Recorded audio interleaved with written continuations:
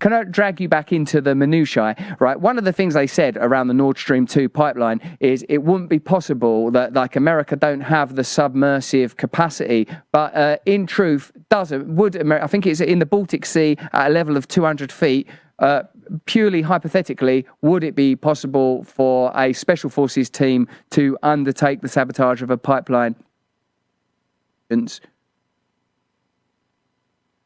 Yeah, I mean, absolutely. Yeah. Did you have to do stuff like that? Explosives under the water? That's sort of Navy SEALs all day long, isn't it? I mean, it probably would have been.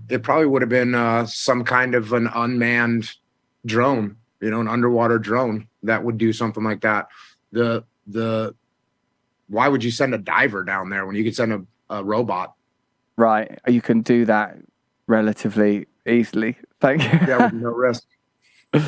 Do you become cynical about those kind of do you become cynical about the way that these things are covered and reported, having a degree of understanding around how this stuff actually works?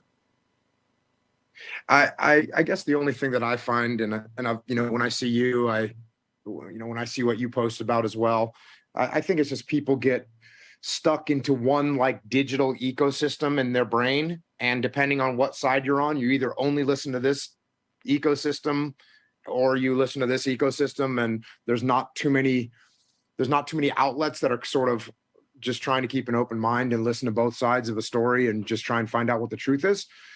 So that's what I think. And I think people in social media go crazy about things that based on some assumption or based on the ecosystem that they're living in. So I think that's pretty unfortunate. I'm not sure what's going to get us out of that, but it's pretty sad to see people that are so sucked into one methodology of thinking that you can't even really have a conversation with them.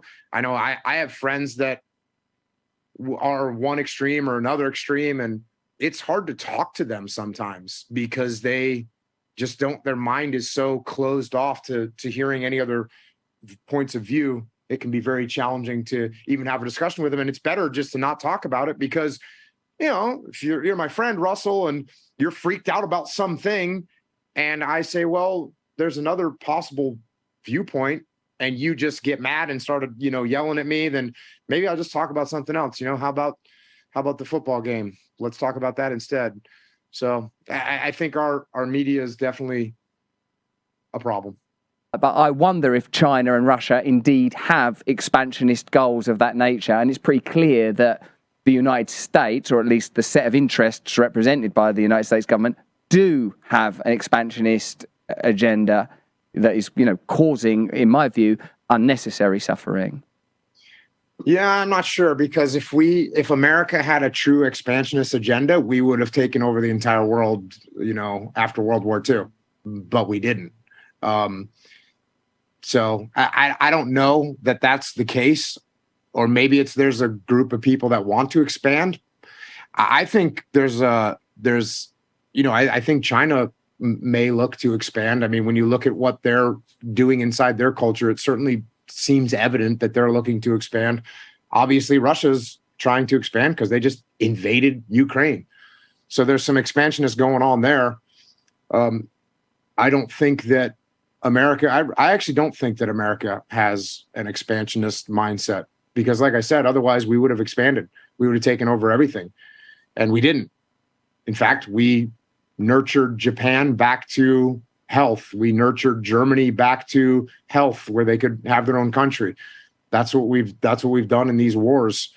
So I don't really think that's a piece of it. But going to something else that you said, what's scary is, you're saying, hey, with these wars that have taken place, it seems like we should have some kind of a massive social awakening.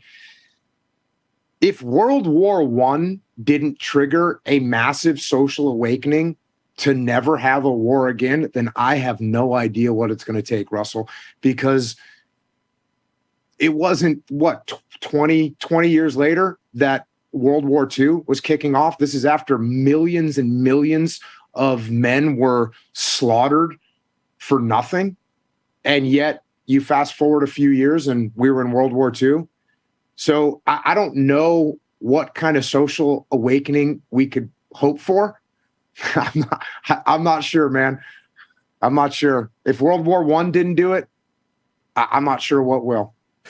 Well, some people would argue that the conditions imposed on Germany after World War I, in a sense, created the tensions that led to World War II. And absolutely, it was a refusal to take on board the lessons of that mode of 20th century imperialism that led to, another pretty awful conflict. With regard to American expansionism, some would argue that unlike the forms of colonialism that preceded it, like British colonialism, where it was all flags and crowns and jewels and people marching about, that it was undertaken in a more invisible and economic form through like a trade and corporatism and relationships between like the countries that have even been listed in this conversation are somewhat bound by an agenda that's ultimately beneficial to American corporate interests, whilst I'm not suggesting that ordinary American people in any way benefit from whatever economic ties resist as a result of the treaties between America and Japan, say, or any of the other nations. And like, speaking as a British person, ultimately, after the Second World War, there's certainly an argument for saying we became a sort of de facto state. And whilst we very much cherish what we still call the special relationship, I think it's pretty clear who's at the front and who's at the back, as it were, in that particular loving cuddle across the Atlantic. So like really, like I suppose when I'm talking about a spiritual awakening, what I feel like is when you talk about, you know, people that would be willing to, at a drop of a hat, come to your aid, or people that are willing to confront the absolute necessity for sacrifice, people that are willing to undertake the kind of suffering that I've heard described in what is, you know, as I understand, known as Hell Week in the Navy SEALs, that kind of discipline, that kind of willingness, that kind of capacity for human greatness played out without the kind of framing of the sort of cultural and economic model that it currently lives within, could lead to different systems, if not perfect ones, better ones, different types of leadership. If we had leaders that lived by the accord that you have described as being the creed of the Navy SEALs, like leaders that were about sacrifice and service rather than the fulfillment of lobbyist agenda or corporate agenda and sort of puppet governments, that for me, that would be the one way of instantiating sort of governmental change, both a spiritual and practical kind of change. But that's not really a question, Jocko. That's more of a wishful announcement that I'm making.